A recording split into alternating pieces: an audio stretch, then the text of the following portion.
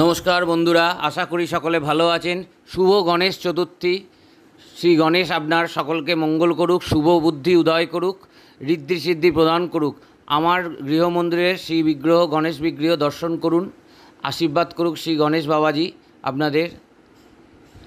Joy Ganapati Bappa, Joy Ganapati Bappa, Joy Ganapati Bappa. Shubho Ganesh Chaturthi.